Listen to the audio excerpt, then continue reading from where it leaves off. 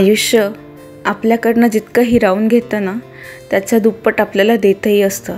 फक्त आपली जी मोजण्याची पद्धत असते ती चुकीची असते. जे मिळालेलं आहे ते कमीच असतं आणि जे गेलेलं आहे ते आपण जास्तच मोजत असतो. त्यामुळे आपल्याला असं वाटतं की आपण आयुष्यात काही कमावलंच नाही किंवा काही मिळवलेलंच नाही. वास्तविक जर बघायला गेलं आणि हिशोब करायला गेलं ना, तर आयुष्यात आपण खूप काही गोष्टी मिळवलेल्या असतात.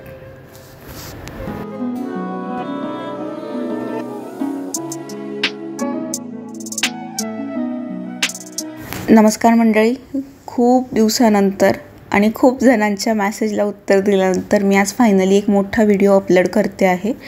तर खूप काही कारणं आहेत. एक तर जॉबमुळे वेळ मिळत नाही, दुसरं की जसं की मी सुरुवातीला म्हटले ना की खूप काही मिळालेलं असतं, पण आपण तो मिळालेल्याचा हिशोब न ठेवता गमावलेला आहे त्याचा हिशोब ठेवतो आणि त्याच्यातच आपला वेळ वाया जात असतो. त्याच्यामुळेच आपण निगेटिव्ह होतो आणि हातातनं वेळ जातो आणि आपण गोष्टी सुटत जातात. तसंच काहीसं सध्या गडबड लाईफमध्ये चालते. तर याच्यातनं म्हटलं की नको, याचा खूप झाला आता, वाईट परिणाम नको व्हायला आपल्या बाकीच्या गोष्टींवर.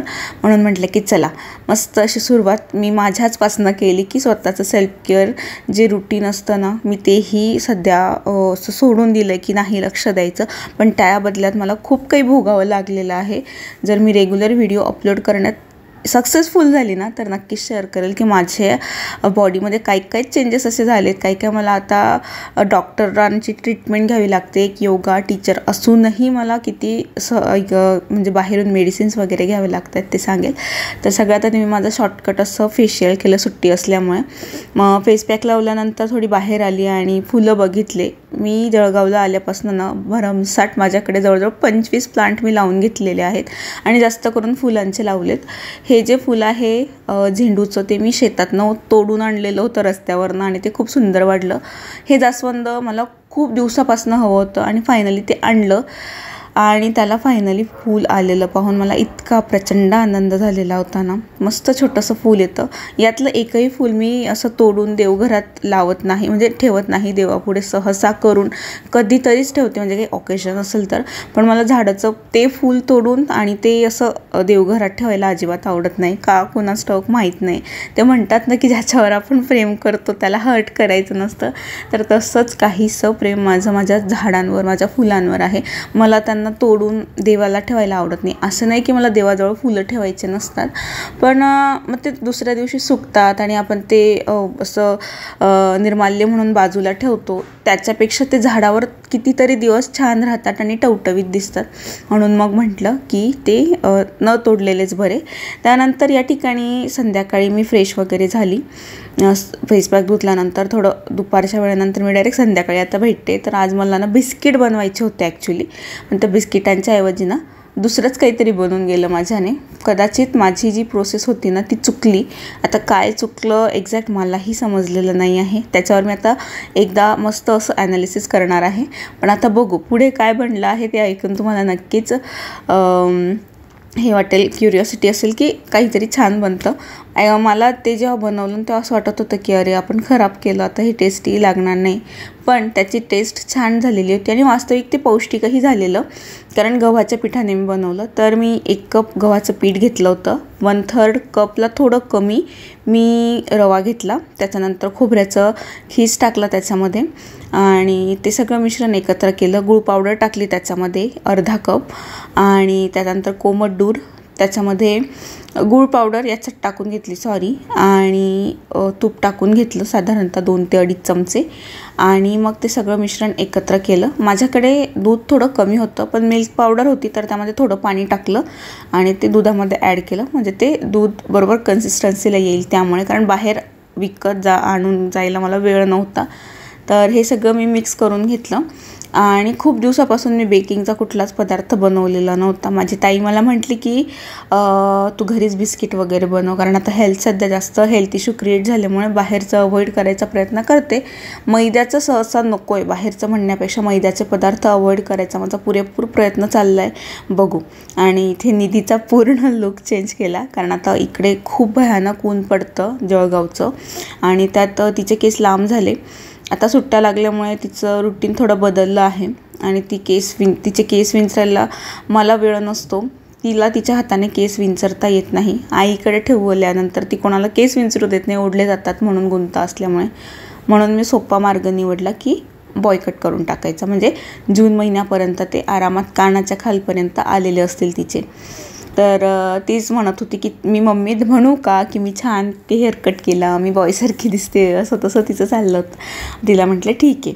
हे सगळं मिश्रण व्हायच्या आधी मी ना कढई हीट करायला ठेवलेली होती. 15 मिनटं जाड बुडाची कढई, आणि त्याच्यात मीठ टाकलेलं होतं जाड.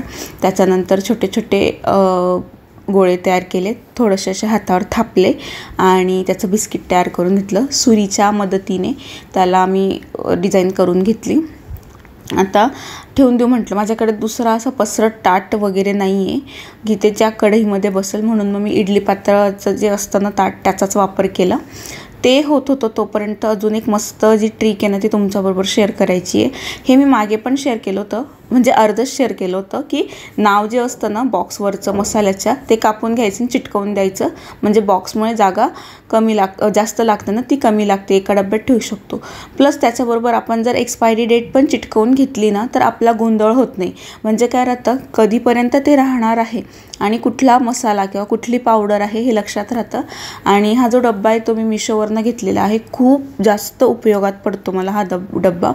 एकतर फ्रीजमध्ये पण आरामात बसतो आणि त्यात काय होऊन जातं बघा, म्हणजे दोघं डब्बे फ्रीजच्या एका कोपऱ्यात आरामात बसलेले आहेत. एका याच्यात मी खडे मसाले ठेवलेले आहेत आणि दुसऱ्या बाजूच्या याच्यामध्ये, म्हणजे दुसऱ्या याच्यामध्ये मी आत्ताच तुम्ही बघितलं की मिल्क पावडर, खोबऱ्याचं खीस, त्याच्यानंतर कोको पावडर आणि अजून एक कुठली तरी पावडर, मसाला मी काहीतरी ठेवला त्याच्यामध्ये.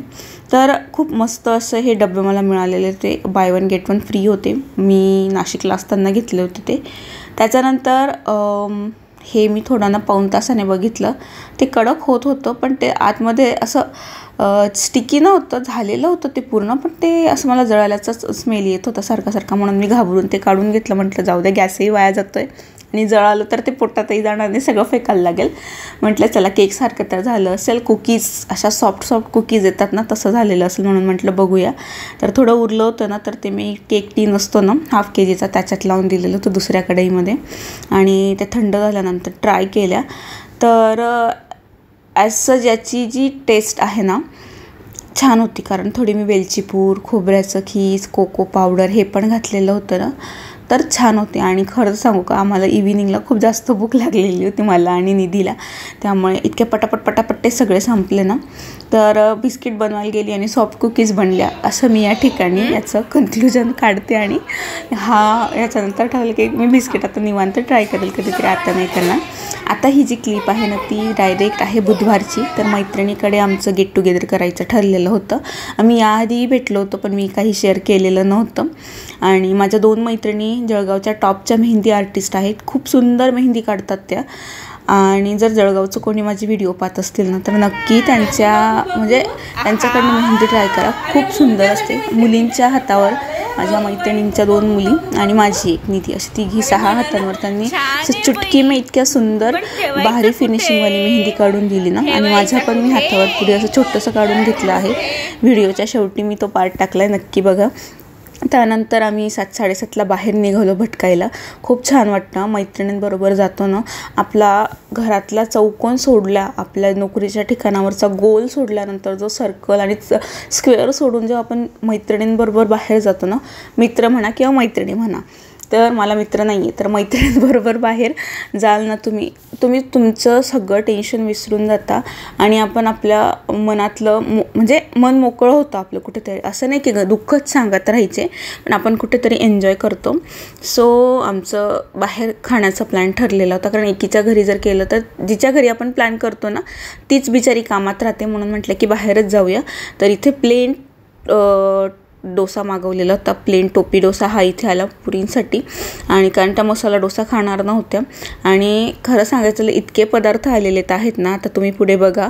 तर आम्हाला असं वाटलं की आपण खरंच सगळ्याच्या सगळ्या एकदम फूडीज होऊन गेलेलो आहोत यार. हा पण तो पण आम्ही जवळजवळ उत्तप्पा, पावभाजी डोसा, प्लेन डोसा. त्याच्यानंतर मी काय मागवलेलं होतं, मला डोसा खायचा नव्हता त्यामुळे मग मी राईस मागवलेला होता. Manchurian rice. त्याच्यानंतर अजून एक काहीतरी आलेलं, हां बाकीच्यांनी अजून चायनीज भेळ पण मागवलेली होती. तर इथे आमचं चाललेलं होतं येतं आहे तोपर्यंत काहीतरी टिंगोळ मिंगोळ शूट करूया. आणि त्यानंतर हे सगळं आलं बघा. ही आलेली होती चायनीज भेळ आणि खूप सुंदर होती. मला खूप जाम आवडली ही चायनीज भेळीतली टेस्ट. आणि हा होता फ्राईड राईस. पण डोसा थोडासा, निधीचा डोसा अर्धा उरला, तिने पूर्ण खाल्ला नाही, मग तो खावा लागला. त्यामुळे मला जास्त काही जेवण गेलंच नाही. त्यानंतर आता थंडीचे दिवस उन्हाळ्याचे दिवस असल्यामुळे आमच्या स्कूलजवळ आम्ही सगळ्या स्कूल फ्रेंड आहोत ना, तर मग आमच्या स्कूलजवळ हा मुस्कानचा मावा गोळा खूप फेमस आहे. तो आम्ही घेतला आणि मस्त रात्री 10 वाजता गोळा खाण्यात आम्ही दंग झालो. आणि त्यानंतर मग मुलींबरोबर आमची मस्त अशी मस्ती चाललेलीच होती. म्हणजे मस्ती रस्त्यावर अशी मस्ती नाही, पण की गप्पा टप्पा जोक्स वगैरे. आणि निघताना एकदम थकल्यासारखं, भेटताना आम्ही थोडंसं असं थकलं, घरातलं टेन्शन, जॉबचं टेन्शन, कोणी थकून बघून आलो. आणि जेव्हा घरी जात होतो तेव्हा असे एकदम रिचार्ज बॅटरी, एकदम गाडीमध्ये पेट्रोल टाकल्यानंतर गाडी पळते, किंवा मोबाईल पूर्ण रिचार्ज झाल्यानंतर जसा एकदम फास्ट काम करायला सुरुवात करतो तो ना, किंवा सॉफ्टवेअर अपडेट केल्यानंतर मोबाईल जसा एकदम छान चालतो ना, अगदी तसे आमच्या बॅटऱ्या चार्ज झालेल्या होत्या. पण आम्हाला टाईम लिमिट कळते आमची की नाही, आपण 10-11पर्यंत घरी गेलं पाहिजे आपापल्या. जेव्हा आमचं नाईट आऊट कुठेतरी स्टे असेल ना, होतं याआधी, पण मी ते नाही शेअर केलं तुमच्याबरोबर. पण आता जेव्हा केव्हा असेल ना, नक्की शेअर करेल. मैत्रिणी जरूर असाव्या आयुष्यामध्ये, पण त्याच्यातही एक गोष्ट की मैत्रिणी अशा करा ज्या योग्य मार्गावर नेतील, ना की चुकीच्या मार्गावर नेतील, किंवा आपल्या मैत्रिणीमुळे आपल्या घरात भांडणं होणार नाहीत याचीसुद्धा काळजी घ्या. आणि कुठलीही नातं जोडताना त्या नात्यामध्ये लिमिटेशन्स ठेवणं गरजेचं आहे. मैत्रीचं असू दे, इतर कुठलंही असू दे, हे माझ्या आयुष्यातले तत्त्व आहेत. आणि त्या तत्त्वानुसार मी आतापर्यंत प्रत्येक नातं निभवते. त्याच्यामुळे मला कुठेतरी वाटतं की ओके हे सगळं. आणि आम्ही चारी एक म्युच्युअल अंडरस्टँडिंगने सगळं हे करतो. म्हणून आमच्यामध्ये कधी, म्हणजे आता आमच्या 2-3 भेटी झाल्या, त्याच्यावरनं तर असंच वाटलं की ओके हे सगळं. तर भेटल्यानंतर तो दिवस तिथेच संपला. आत्ता हा व्हिडिओ आहे गुरुवारचा. तर एक पार्सल आलेलं होतं, खूप दिवसापासून वाट पाहत होती मी. कफ्तान नाईटी मी मागवलेली होती मिशोवरनं. यावेळेस पार्सल यायला खूप वेळ लागला ॲक्च्युली. तर घरी आली, फ्रेश वगैरे झाली स्कूलमधनं, आणि पार्सल मी ओपन करून बघते. या ठिकाणी नेव्ही ब्ल्यू कलर मी मागवलेला होता. बघू आता कापड कसा आलेला आहे, म्हटलं बघूया. तर हातात घेतल्यानंतर इतका सॉफ्ट लागला ना तो कापड. पण मला डाऊट येतो आहे की तो श्रिंक होईल. प्युअर कॉटन वाटतो तो. आणि तिथं ना फुल दिसतं आणि तुम्हाला व्हाईट कलरचं, तिथे मला ॲक्च्युली नॉड एक्सपेक्ट केलेली होती की नॉड येईल म्हणजे ॲडजस्ट, पण तिथे इलॅस्टिक आलं आहे. मग एक विचार केला की आपण रिटर्न करूया, पण नंतर एक विचार केला की तो इतका छान दिसतो आहे की जाऊ दे, काही रिटर्न करायची गरज नाही. जर तुम्हाला हा कफ्तान नाईटी घ्यायचा असेल तर त्याची लिंक मी खाली डिस्क्रिप्शन बॉक्समध्ये देते आहे, तिथून तुम्ही घेऊ शकता. मस्त दिसतो, कलर्स आहे बहुतेक याच्यामध्ये, आणि मला 245ला मिळालेला आहे. तर उन्हाळ्याच्या दिवसांमध्ये ना असे मोकळे आणि फॅन्सी नाईटी जर घातले ना, तर एकदम असे गावठी नाईटी घालण्यापेक्षा मला असं वाटतं की आपण थोडंसं फॅन्सी राहिलं ना तर आपल्यालाच एकदम कॉन्फिडंट आल्यासारखं वाटतं. तर बघा, मी मेहंदी जेव्हा मुलींच्या हातावर तुम्ही मेहंदी बघितलं तेव्हा मी असं छान चंद्रकोर काढली, आणि एका हातावर मेहर मैत्रिणी माझी, तिने छान गुलाबाचे फुलं वगैरे काढून दिलेले, त्या रोज पेटल्स.